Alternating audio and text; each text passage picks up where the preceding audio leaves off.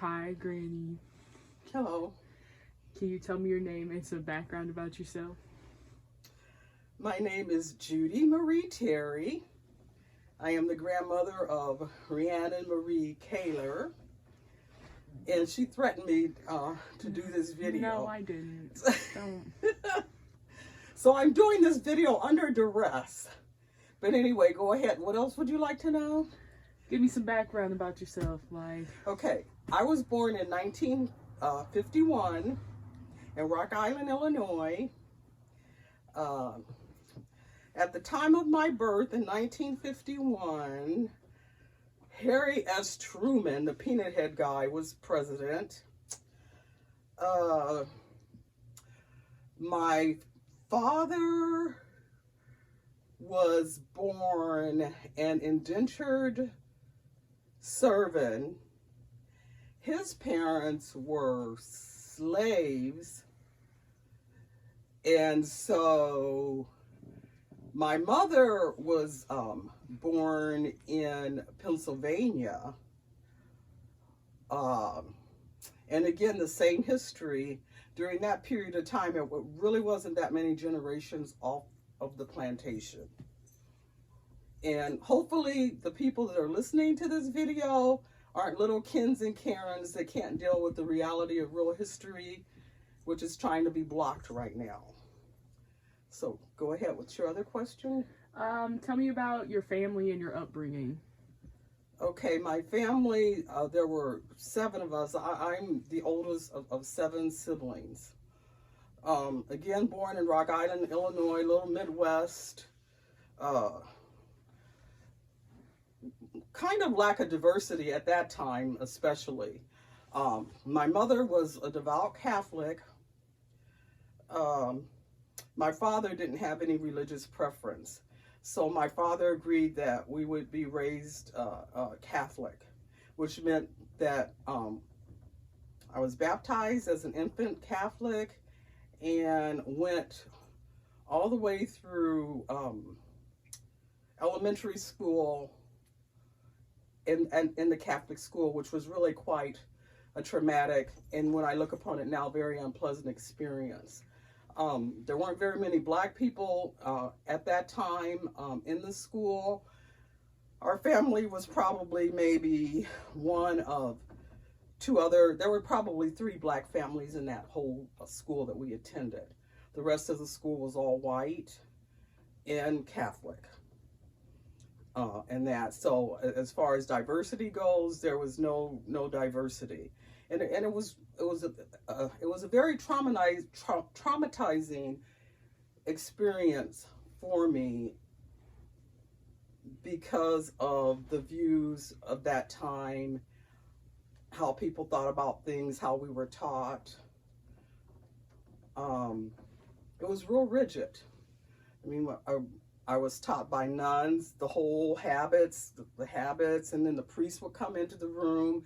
We'd stand up and greet Father, good morning, Father. When he would leave, we'd say good, we'd stand up, greet him. We were very regimented during that time and that. So anyway, so there were 7 of us, born and raised Catholic. We were poor. For a while, we lived in the projects, and in Rock Island, in that era, things were pretty much segregated. In the part of town that I lived in, it was primarily just black people and Jewish people, is what you would see. And I can remember as a little girl, sitting outside, and I became aware of this. And it seemed like at least every Sunday I would be sitting outside and we would see these families slowly driving through every Sunday in their car, just looking at us. These white families would just drive through our neighborhood and just slowly look at us like they were going through their family outing and look at us and drive off. I'm just letting you know how it was during that time, that the segregation. We didn't know a lot about each other, and we didn't have a lot of a lot of socialization. So that's how it was with a lot of people. You know, they drove through our neighborhood and they looked at us like we were animals in a zoo or whatever. There wasn't any contact. And so that's just how it was in those days. How did growing up low SES affect you throughout your schooling? Low what? Low SES, so poor. How did growing up so poor affect my schooling? Yeah. That part, I think, affected my schooling in a positive way. Yeah. My father had to drop out of school in the 3rd grade in order to work the fields. Again, he was raised in the South in Tennessee. And so he was barely able to read. So he was determined that his children were going to have an education. And that was the best way he felt to fight against poverty and racism, because he says that if you're educated, they may be able to take everything else away from you, but they can't take your education away from you. So that's why he allowed us to go to Catholic school too, was because at that time the Catholic school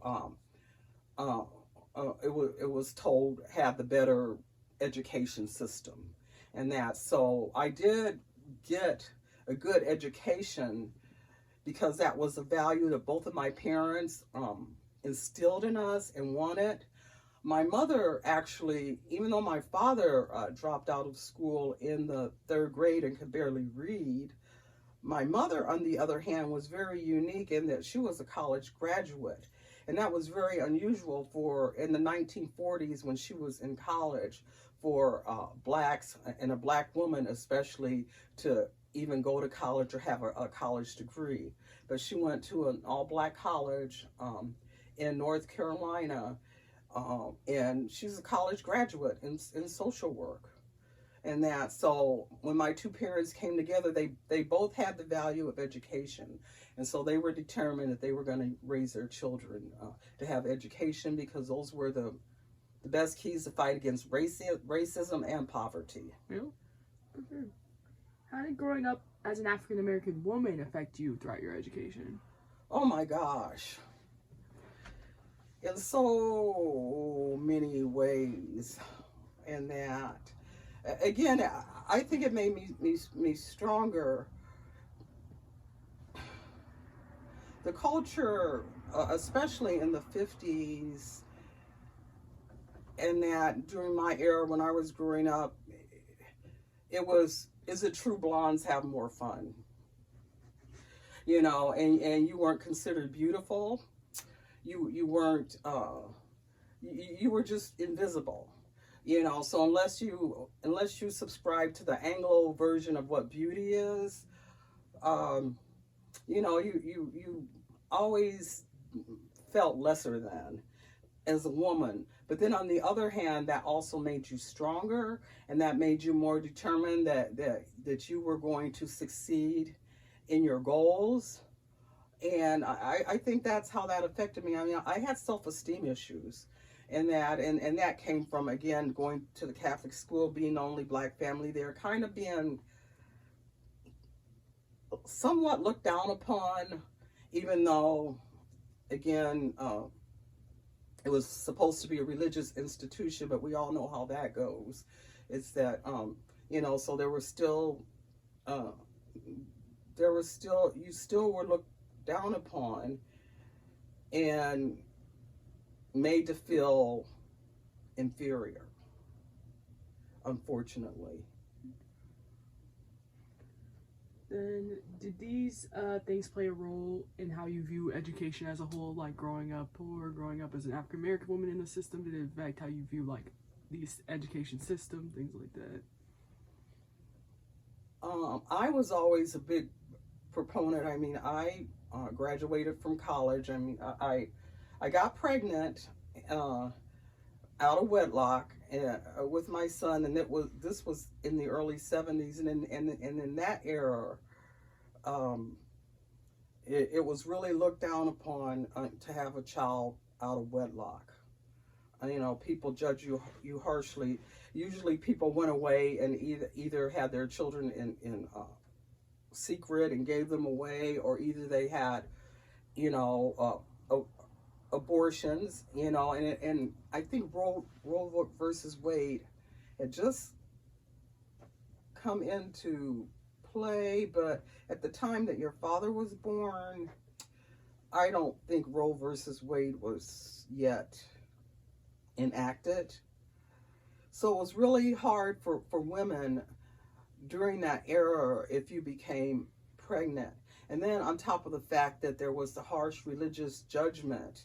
And I can remember when I had my son as an unwed mother, and my mother wanted me to have my son baptized Catholic.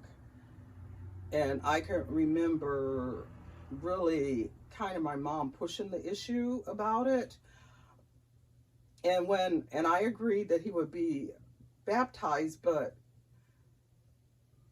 during the baptismal ceremony, there was a priest and there was a nun, and they were, even though they did it was very stern and very rigid, and not, they did it, but it wasn't in an accepting way.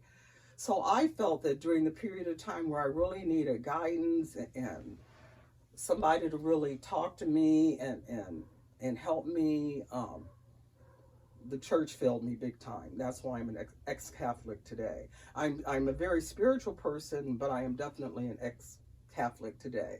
And then did these things play a role in how you raised Dad? Yes. I think all my life experiences played a role in how I raised my son.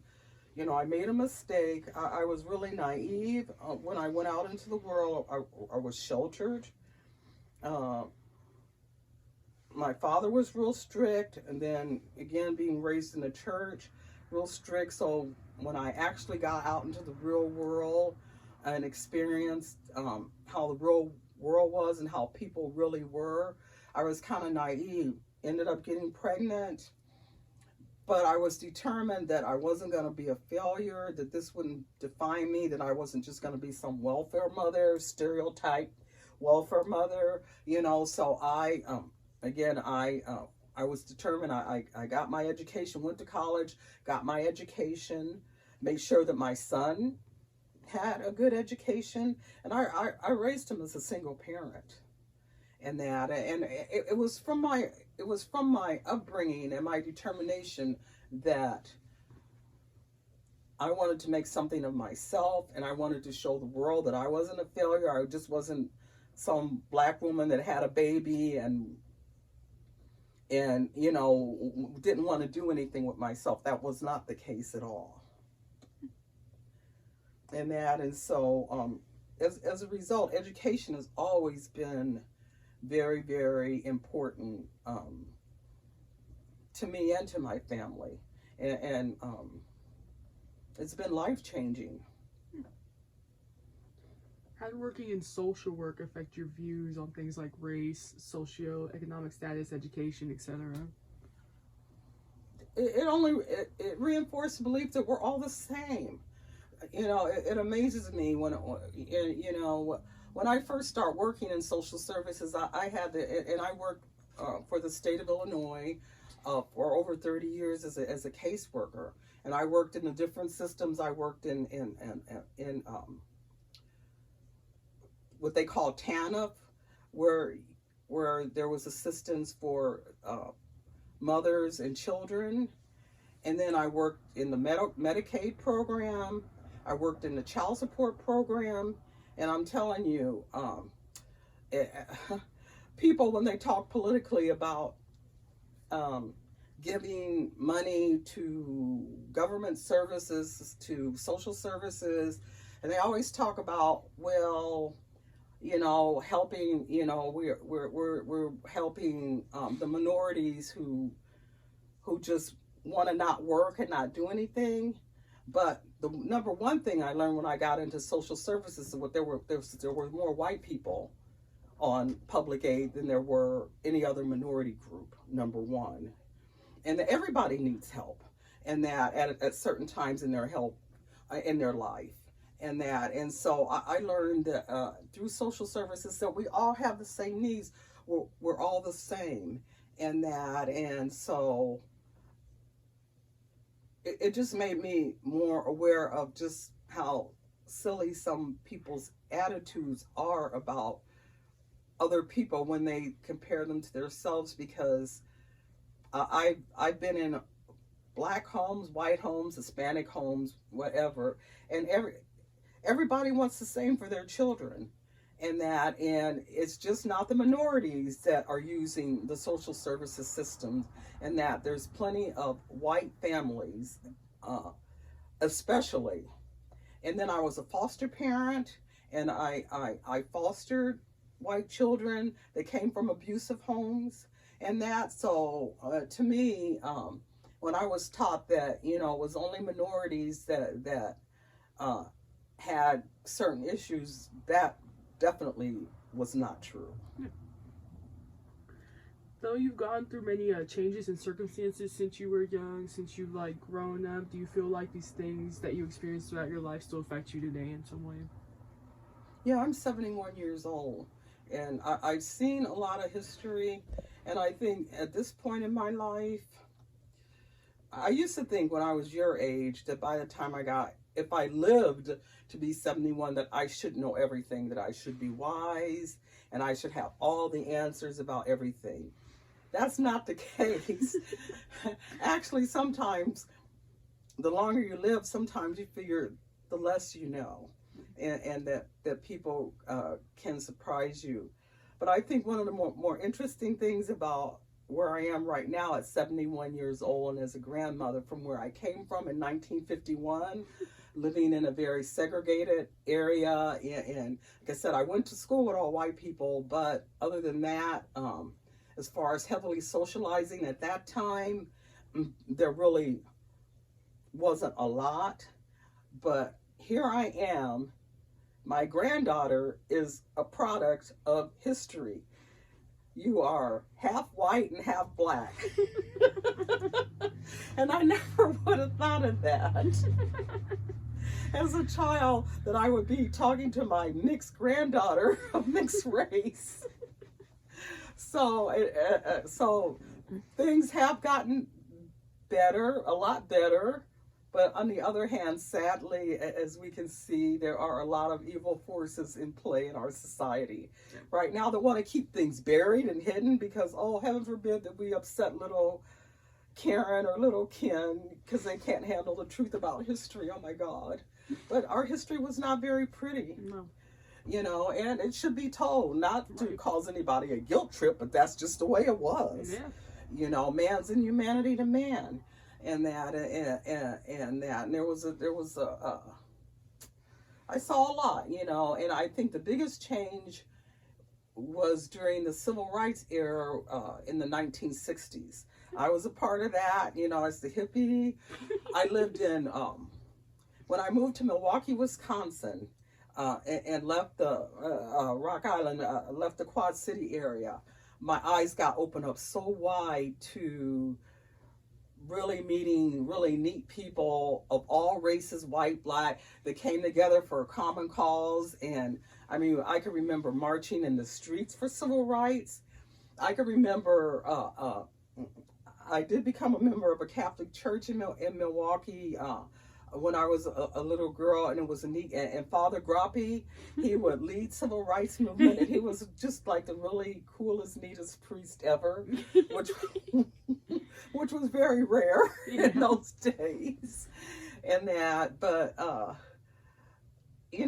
I've seen society come full circle, but sadly there's still a lot of ugliness that has been uncovered, especially in the last 10 years by certain people coming into political office, and then feeling that people then feeling that they can just let their racism fly, which to me is cool, because I've always, my father used to always say that he would prefer Southern racism to Northern racism, because he said the Southern racism will be in your face. Somebody's going to tell you if they don't like it or whatever, and you deal with it. In the North, it was always undercover. It's definitely in the systems. You know, it's in the systems.